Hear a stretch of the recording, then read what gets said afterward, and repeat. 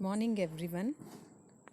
Myself J. Anusha, working as lecturer in physics in the department general section, working at SS Government Polytechnic Zahirabad. And for first year second sem students, the subject I am dealing with is applied physics with the subject code 18 common 203F. And the topic what we are discussing here is the fifth chapter of our syllabus, electricity and measuring instruments. Now from this chapter, in today's class, we are going to study about conversion of a galvanometer into an ammeter.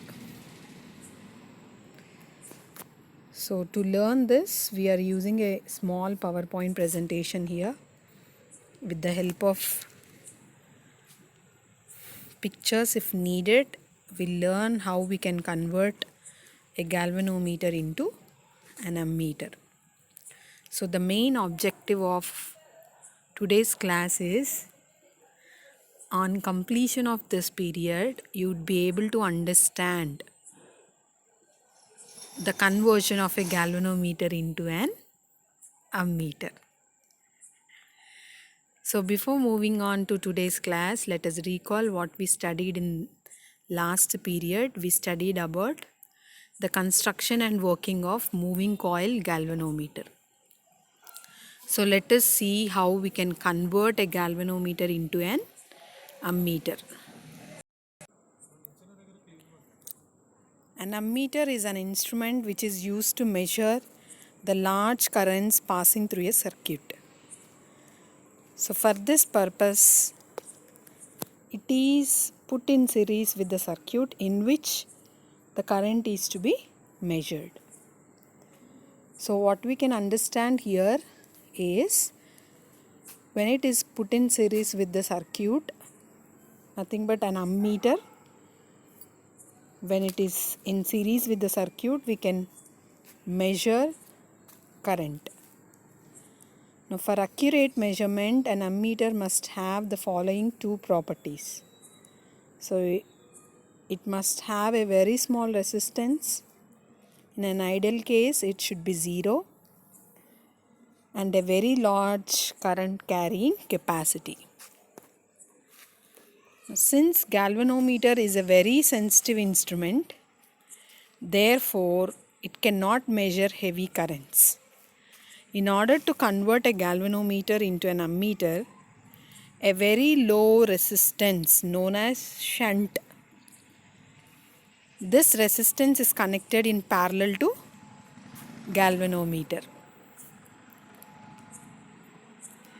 The value of shunt is so adjusted that most of the current pass through the shunt. In this way, a galvanometer is converted into an ammeter and it can measure heavy currents. So here we can see how a galvanometer is converted into an ammeter. So here we can see galvanometer which is connected with shunt in parallel connection. Let G be the resistance of the galvanometer and I be the maximum current measured by the ammeter. And Ig is the maximum current that can be passed through the galvanometer. Then I minus Ig. Here you can see very clearly that the current which is going to pass through the shunt resistance is I minus Ig. Since G and S, galvanometer and shunt, are in parallel combination, the voltage drop across shunt is equal to the voltage drop across galvanometer. So that is, voltage drop is nothing but resistance into current. So I minus Ig into S is equals to Ig into G. Now using this, the shunt resistance S is given by Ig by I minus Ig into G. So this is the value of shunt which is connected in parallel to the galvanometer, and this connection is converted into an ammeter of range 0 to I amperes. The effective resistance RA of the ammeter is given by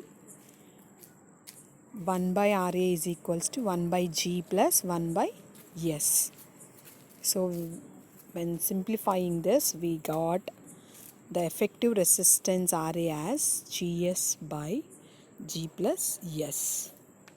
So the resistance of ammeter is smaller than shunt resistor.